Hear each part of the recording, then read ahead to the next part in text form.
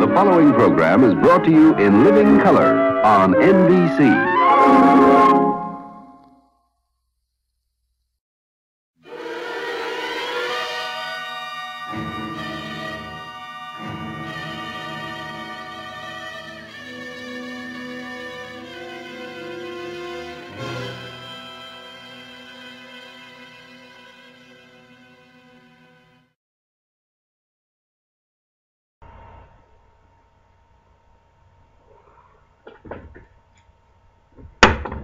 What up, Vapors? It's Steve-O the Vapor. Hey! Yeah, I've been watching a little too much Fast and Loud. What's up, guys? Got a good little review for you. Got two reviews, actually. We're going to be reviewing the Aspire CF Mod battery and the Kayfun Lite. Before we get to that, first, we got a little bit of news flash. If you've been watching AC Vape's Facebook, you know, of course, that Atomizer is bringing the IVP 3.0 out. Yes, new design. They've gotten rid of the Ego connection in favor of a better 510 connection. It's rated at 30 watts, can go down to 0.5 ohms safely, they say. But it's not the only game in town. That's right, because if you know anything about the good old E-Leaf iStick, which started out at 20 watts, which the MVP 2.0 just got to,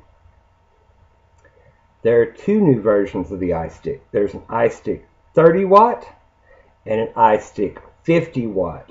That's right, guys, 50, 50 watts. Will vape down to 0.2 ohms, a 4400 mAh battery. Why buy an MVP? Why buy one that's over here, even given the fact that Atomizer, I mean, this thing, people swear by the MVPs. But the iStick, same price point, more power. And they've listened to their customers. If you own an iStick 20, you know there was some complaints about the threading, about the way tanks fit on it. There was just a couple little knickknacks here and there. The iStick 30, they fixed all of that. They put stainless steel threads in it. They put a floating center pin in it. The iStick 50 is that and more. So, hey, we can either wait on the MVP 3.0 to be sent out, which I think was announced 3 days ago that they were going to be putting it out. Or you can go ahead and get the iStick 50 or the iStick 30 now, today. Atomizer, I love you guys, but y'all got to catch up to the game, because E-Leaf is blowing y'all out the water right now. And doing it in a smaller, nicer looking package. Now, that being said, we're going to get on to our little reviews. I'm going to kind of combine the two. So, wow, this sounds kind of interesting. Well, we're going to start out with this. I know most of you guys were at the factory the other night. Y'all saw me carrying this. This is the Aspire CF Mod battery. There's a twin to this one called the CF Sub. Both will sub on. The CF Sub, I think, is rated to 0.4. It's either 0.2 or 0.4. And this CF Mod, of course, is rated to whatever your 18650 can safely do, because you can pull the battery out. The CF Mod, you can't. That's pretty much the only difference. They both have a very, I mean, they're very nice. They both nice stainless, decent little cap. Both of them have vent holes on the bottom. Interesting for one you can't remove the battery from on the sub, but they both have vent holes. They've also got a nice carbon fiber wrap on them. And it even says, I don't think you guys can read this, but on the back of it, it says on this one, compatible with Safe Chemistry 18650. So they've even included a safety warning on there to let you know, hey, you need to have a good battery in this, you're going to run it. Like anybody that's ever played with an Ego, 5 off, 5 on. 10-second cutoff. Oh, you saw me do that, didn't you? It's got all the safety stuff. It's basically a mechanical mod with brains. Now, it's not variable voltage or variable wattage, but it's an Aspire product. I look for them to eventually probably do some tinkering and upgrade this, given the amount of mods out there that are regulated through variable voltage, variable wattage. The second half, the Kayfun Lite. This is actually a clone. This has been around for some time. Mestro, the company that makes the Kayfun Lite, has already came out with an upgrade called the Kayfun Lite Plus, which has air control on it. This one does not. As you can see there, you got one little air hole. That provides all your air that you're going to need. There's nothing in the bottom. Matter of fact, to fill it, you actually have to assemble the whole unit and fill it from right here. 510 drip tip. You'll probably want to replace this because it does kind of narrow out when you get to the top, which I found kind of funny. Now, a lot of people swear by these. Grim Green on grimgreen.com, he swears by them, uses them all the time. Rip Trippers, he rebuilds them. They all say it's a quality device, and as far as the machining goes, it's beautiful. Even this clone, there's no clunkiness to it. There's no rattles. This is nice and firm. All of the threading is just spot on, so you're not thinking, oh crap, I'm cross-threading this or having to fight it to get it apart and back together. It's great. It's actually Mestro, the company that made this, and I know I'm not saying that right. There's actually a clone to this one, the Kayfun Lite, called the Russian 91%. Who knew that the Russian 91% actually was a clone of the Kayfun Lite? Now, it's got a lot of perks. I mean, the thing was designed in Russia but built in Germany. I don't know for sure if this one was. I figured this one was built in China to the specs of the one built in Germany. But it's, as far as build quality, the Mercedes-Benz. Okay? It's beautiful. There's even, I've got the acrylic over this right now. There's a stainless replacement for this that comes with it that you can put here, so the whole thing is stainless. I like this so you can see your e-juice levels. Let me take a toot real quick.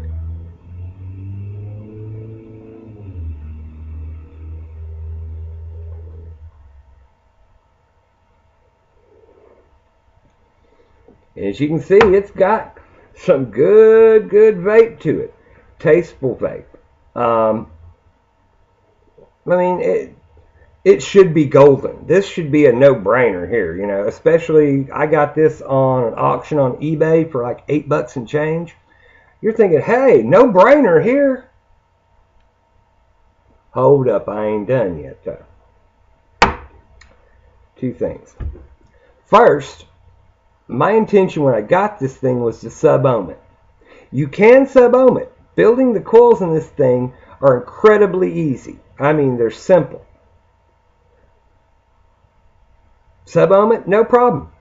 First build I did was 0.7, and I filled it up, and I took a toot, and got met with an extremely warm vape. I call it verging on hot vape. And the more I tooted on it, the more heat I got. Reason why is it's an RTA, a rebuildable tank atomizer, or RBA, rebuildable atomizer. Kind of the same thing in this case. That inside you see there, if you can see that inside there that I'm pointing to, that's actually where your coil and wick sit. And they go up through a chimney here and out the top for you to get your vape. The juice is forced by pressure down and through two little flavor channels up to the wick and that. Your airflow comes up right underneath the coil. You get great taste, clouds, win-win, right? No. Even with the warm vape, you can get around that by going above 1.2 ohms. I've got it at 1.5 now. It's a light, kind of cool vape, about normal vape. It's not the most airy because you've only got the little bitty air hole. You notice I'm still pointing to that air hole, right? Now, I took a toot off this a minute ago. You might have noticed my finger. I kind of looked and brought my finger down. The Achilles heel.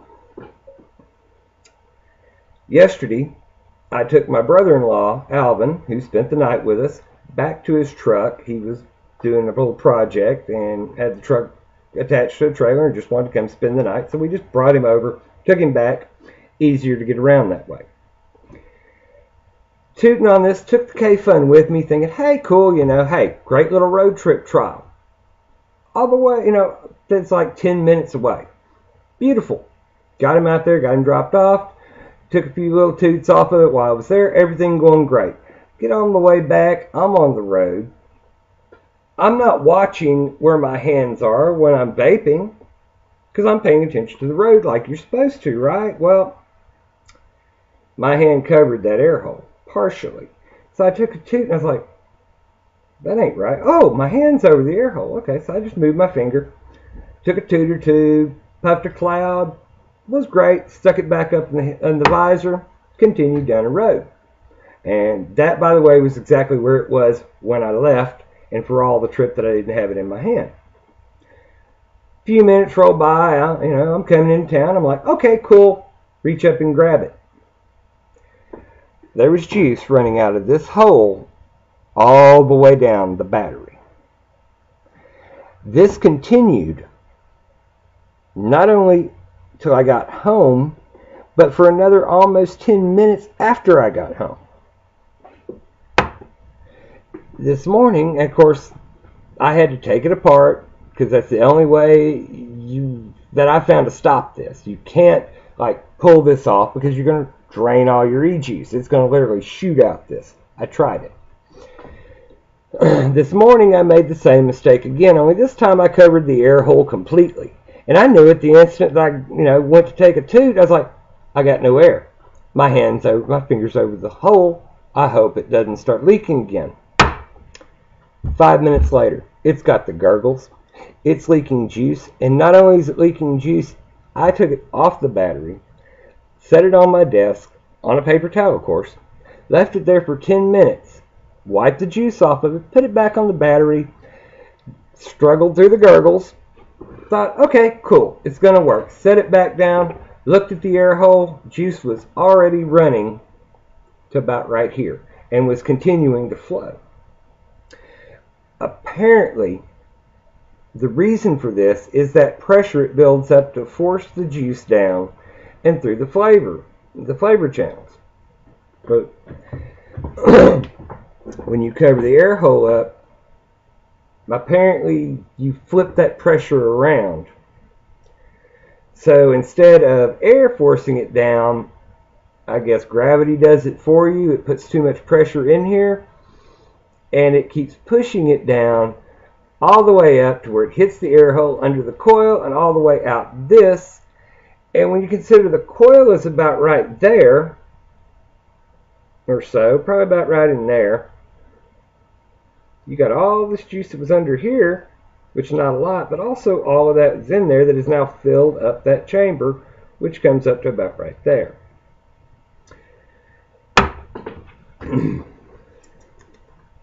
So, and that's twice. In 2 days, a simple mistake of inadvertently putting my finger in the wrong spot, and this being a round mod and being a 22 millimeter tank on a 22 millimeter diameter battery, it's easy. It's easy to do that. You can even do that on a box mod if you're not paying attention. The point being, I can't trust it to take it out of the house because what happens if I'm going down the road and inadvertently do that again? I got a lap full of juice. It's going to drain itself. I'm not going to have any e-liquid. I'm going to be an unhappy camper. And when I got this, I just knew I was going to give it a stellar rating because of everything I'd heard, the amount of people that had seen it. Twisted 420, tried it, loved it. And even though it's a clone, it's a quality built clone. 2 out of 5, if I give it that. It's been a huge disappointment.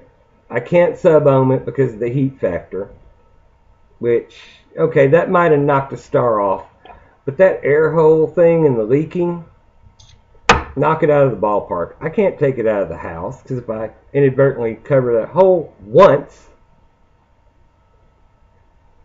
I'll waste an entire tank of juice. It's a very big disappointment. And when I say that, I mean it. I'm very disappointed in it. If this was an actual Kayfun and I'd paid between $60 and $100 for this thing, I'd be pissed. As it stands, okay, well, I'm out $8. Okay, it's a clone. I should have known better, but I've got a lot of other clones. I've got clone equipment that works just fine. This should have worked just fine. That air hole, that little problem, that one little thing knocked this completely out of the ballpark. I'm hoping that the Russian 91% maybe has this problem solved. And I know that Soviet-Mestro, however you say that, has already fixed the problem because they have the Kayfun Lite Plus, which has airflow controls. So, a little disappointed, but hey, I get my Atlantis next week. I get my IVP Mini next week. So, we're going to definitely be doing some reviews of those. Plus whatever news just happens to pop up. Well, that's it, guys. That's all I got for you.